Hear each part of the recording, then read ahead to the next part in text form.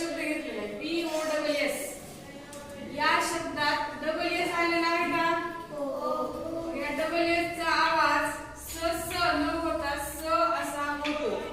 स स असा होत नाही आणि म्हणून बॉस चा उच्चार BOSS चा उच्चार बॉस असा होतो, बॉसस असा होत नाही. कारण की तुम्हाला जसं की आवाज आपण शिकलो त्या आवाजानुसार जर वाचन केलं तर इथं बी चा आवाज ब चा अ डबल स चा स स असं करून तुम्ही बॉसस म्हणतात, पण तो शब्द तो उच्चार चुकीचा आहे. मग बरोबर कोणता आहे तर डबल एस चा एकच आवाज होणार स, बॉस.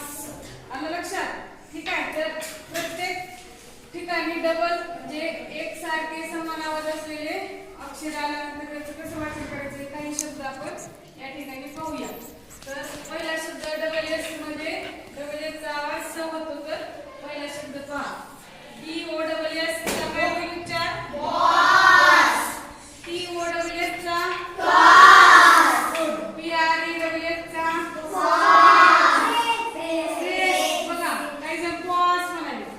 किती काय सांगितलंय? पी चा आवाज बॉस, चा आवाज चा आवाज डबल एस चा स काय झालं उच्चार?